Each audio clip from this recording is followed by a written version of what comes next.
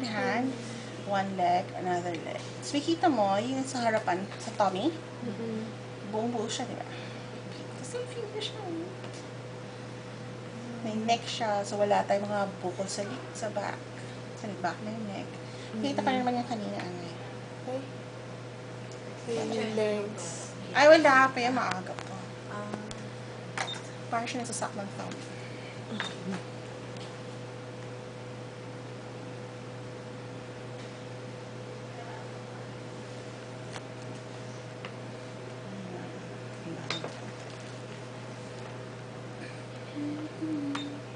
Siya yung face, hindi pa yan masyado na ano kasi.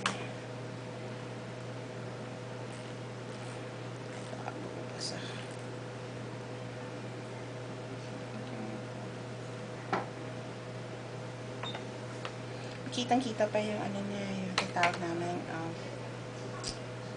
sa mga bata yung tawag dito, mga bunbunan.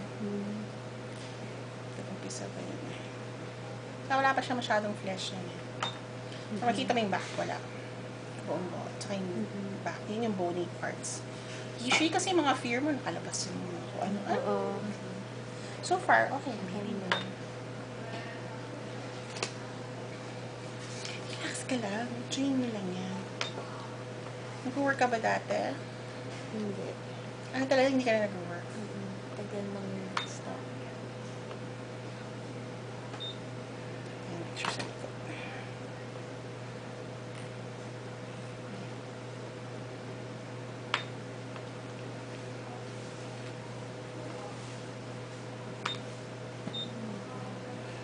Ito malikod na po kami. Ito malikod. Kasi paano makukuha ko dito likod eh. Nakaano na siya. But anyway, yung mga nasasabi na subtle signs for Down syndrome, yung baby mo wala. Kasi may mga taba kami yung tinitignan. Wala yun. So baby mo okay, yung likod no. Wala. Yan yung back.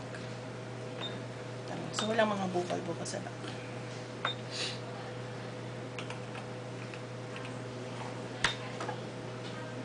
Isang patient ko nga, asawa NBI, in charge kay Amang Patua. Sabi ng son ko, why are we praying for him? Sabi ko, because, you know, he has 4 boys. Pregnant yung wife ulit. Pang 4th. Ay ko naman. Nakita, actually, I had no idea he was working for the NBI until I saw him on television. Husband niya lang, pasyente ko.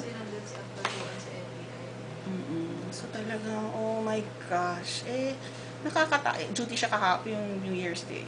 So talagang, kabado yung wife. Yung wife, medyo close kami kasi we talk about it helps kasi.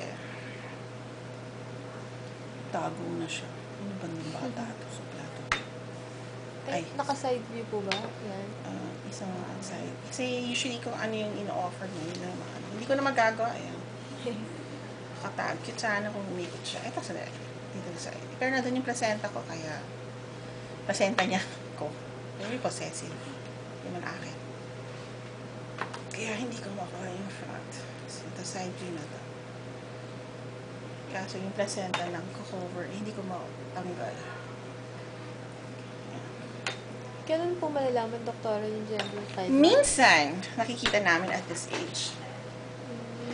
But, huwag kang mas masyado dyan. Because they all thought, when I was in training, I was sa PGH ako, diba? So, yung mga nagtitrain sa akin, yung mga gagaling, yung nagdala ng ultrasound sa Pilipinas, they all said my firstborn was a girl. Hindi lang naman isang tao nag-ultrasound sa akin. Diba? Eh, syempre, dahil may access ako to the ultrasound ko sarili ko nung malapit na ako manganak. Kasi I don't do it all the time on my baby, but I felt lang na I needed to check on him. And nung the whole time na nabuntis ako, I always felt that they were wrong. I didn't feel na it was a girl. I always felt it was a girl. So parang, sabi ko, bakit ang feeling ko, girl ang anak ko? Bakit, boy ang anak ko? Bakit lahat nakikita?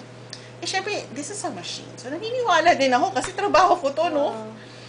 So, nung inagsasabi ko, oh my gosh, my baby's not a boy, it's a girl. Eh, ilang months na kaya ako nun? 8 months.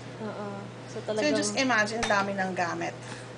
Yung mga kapatid ko galing, wala akong kapatid